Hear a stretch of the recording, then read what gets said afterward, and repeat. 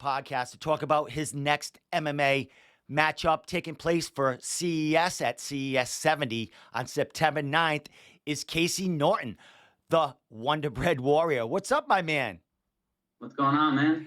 Nothing much, bro. Pleasure having you on. This is the first time that I've had you in, Skyping in. We talked about your last fight, your pro debut.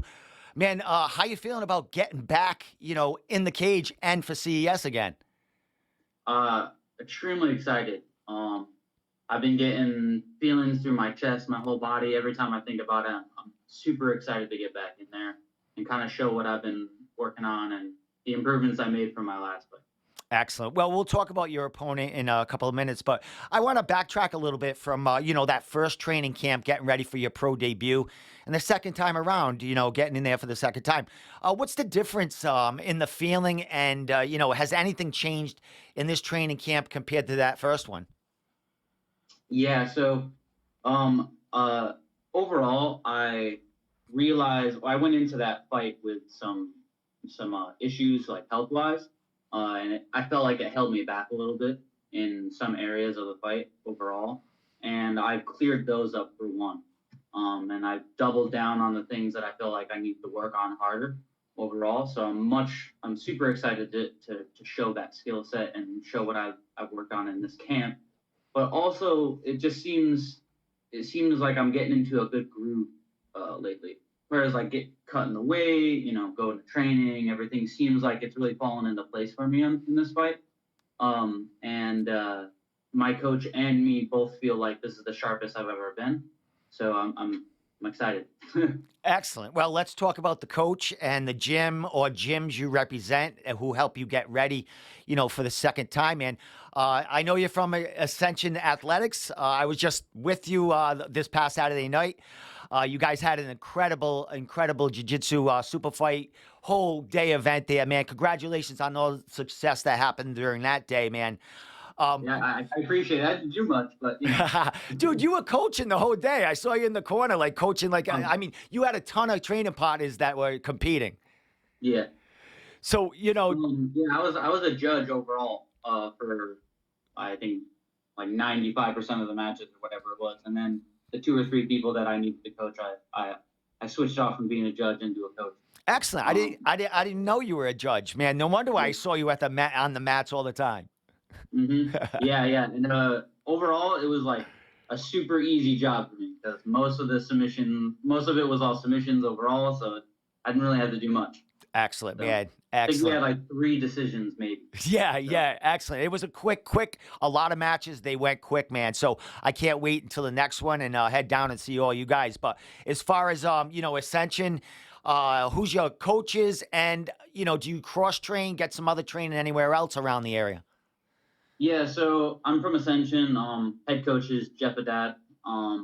And I cross train probably like 40% of the time, 30% of the time. I go to FAA to get good sparring in with different bodies, stuff like that, to really kind of test myself against, new styles, different things, and also come back and workshop again and how to beat stuff.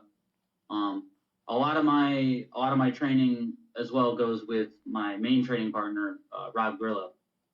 We've been together we're friends for I don't know 4 or 5 years now, and we've been like glue, just helping each other build each other up, and I think that syncs really well with Jeff as well. And you'll also see him in my corner on that night. So. Nothing but class coming out of those two guys and the gym and gyms that you go in and out. FAA, great camp there as well. Dude, we are going to get to this fight and, this night. But, I saw you at the last CES event because I believe you have a training partner, cross-training there, and Nate Garib, who's going to be fighting for the title, man. Man, how's it feel to be able to go in there with somebody that's, kind of in your camp and fighting for a title? Well, it's interesting because it's the second time. Well, I mean, technically not the second time, but my in my amateur fights as well, my training partner Rob Grillo was also in fighting on the same card as me. and it's nerve wracking, honestly. It's more nerve wracking to see my friend go out there and like possibly get hurt, right? And I'm like sitting in the back room. I'm like, I hear the crowd oohing and on. I'm trying to like control myself because I'm fighting next or whatever it is, and it's a roller coaster. It's way worse than fighting itself. Watching friends fight is way harder. Yeah. But when it comes to Nate, I mean, the man is just he's durable. He's got cardio. He's got all the right things going into this fight, and I'm not worried at all for him or any of this. And it's going to be cool to see him and what he does and how he prepares his mind, everything to go into it. I'm going to try and take as many notes down as I can to add to my own game as well. Excellent, my man. You surround yourself with some killers, bro. Good for you, man. Well, going into this fight happens a lot, man. You were scheduled an opponent drops out. A week and a half or a couple of weeks before, fight night, they're scrambling to look for an opponent. You came up with a good one, man. You want to talk about Adrian Haley. Hasn't fought in some time, but he's 1-1. He has a win over Justin Valentin, who I think you would know because Matt Passetta, guy, Yep. associated, comes out of underdog. Man, Justin's a damn great fighter, and that kid I think beat him, on their pro debuts, and then he came back and fought for Bellator, lost a decision there, but the kid he fought is 5-0 now, a 5-0 pro. So, dude, what do you know about this kid? I know it's short notice, but he seems like a gamer. Yeah, no, he's honestly the biggest test so far that I'm gonna have. I know he has a really good amateur record. I think he's probably got like double, maybe even more, that in experience alone in the cage. He comes from a good camp, from what I remember, and he poses some good technical problems for me overall. And like I said, it's gonna be a good test for me. I think overall, I feel so confident in just about every facet of MMA at the moment. I don't see where he can beat me at the moment. I think I've got better wrestling. I think I've got cleaner, more technical striking when I'm on point. The cage control and my cage awareness as well. I think it's just too much for him. And that's why I'm so excited going into this, because it's so good to have like a really experienced opponent and for me to really test myself. Excellent. And he has I believe a win for CES, correct? That was his win with Justin. So you have, you have some, payback for Justin a little bit, I would imagine, for this. As far as the dude, he hasn't fought I think in 4 years or so. I could be wrong. He could have, fought boxing or something in between there. But he's an unknown coming in. I mean, he was a stud back 4 or 5 years ago, and now, here he comes. Does that, does that change your mindset? I mean, you're getting ready for a certain opponent.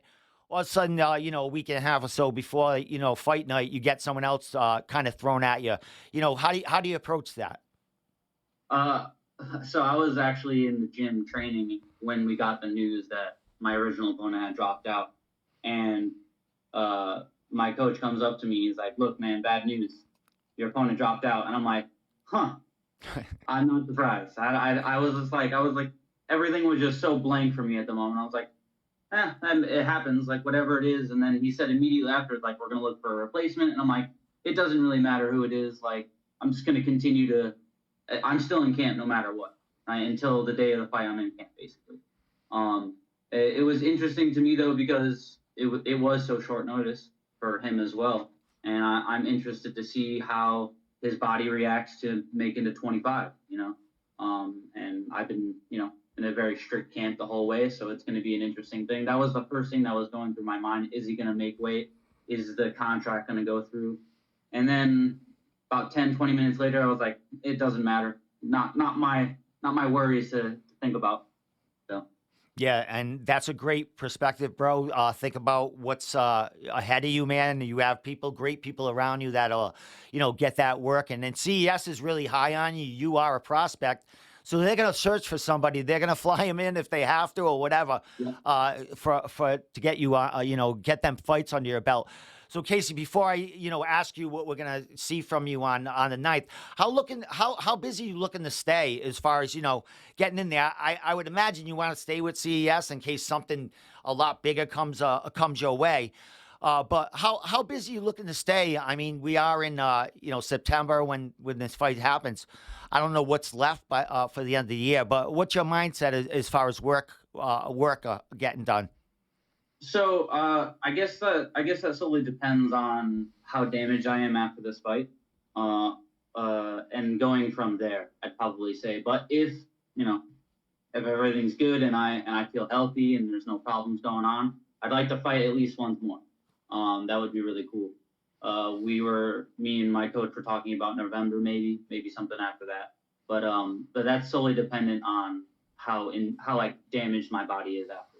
Yeah, definitely. I don't want to definitely jump ahead on you, but man, Yeah, we definitely want to see you in that cage as much as possible, my man. me too. Yeah. Well, with that said, before I let you give your shout outs, anything you want to say, man, dude, second pro fight, fighting again in front of a huge crowd, fight pass. What do we expect to see from Casey, the Wonderbread Warrior, on September 9th? Uh, I think um, I think you'll surprise. I think I'll surprise a lot of people um, on being very technical and really just going out there to win the fight. I think it's I think it's downplayed a lot about how important it is for each fight to win in any manner possible. So if it's on the feet, yes, I'm down to win on the feet. If it's on the ground, cool, let's submit each other till the end of the days, right? If it's wrestling, I'll out wrestling. Whatever it is, I think I'm there for the people that want to see really good technical fighting overall. Well, my And friend. for I just can't be thankful enough for the people around me that are help building me up around. And it's there's so much belief in me that it's hard not to believe in myself. That's great, dude. I mean, that last fight that I was a witness to, your pro debut, man. You look like you were in there so many more times. As far as a pro, Mhm. I can't wait to see what's gonna be coming out of you this time. I'll be there watching. So with that said, my man, shout outs, social media. We still got a few more days before fight night, and we get tickets to still sell. So throw it all out there.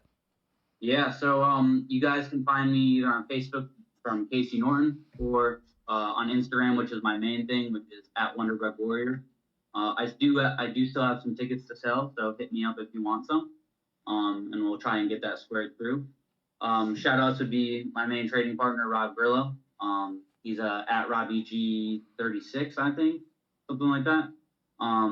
Jeff Haddad, Matt Bassett, the whole Ascension family overall. I mean, they've really built a life for me to thrive in, and I can't thank them enough for that. It almost brings me to tears when I think about it, and I'm just so fortunate for the hard work that I put in and the people that let me put that hard work in. And a shout out to CES for finding a good opponent, 2 weeks notice, and flying him down here and getting all of his stuff taken care of so that I can show my skills. Excellent, my man. Well, bro, pleasure talking to you and getting a word on this fight coming up. I'll see you in about a week, a little over a week, bro. Yeah, We'll talk after once I see you in the crowd. yeah, yeah, for sure. I can't wait. All right, Can't my wait. man. Thanks again for the time, bro. Thank you for having me. I appreciate it.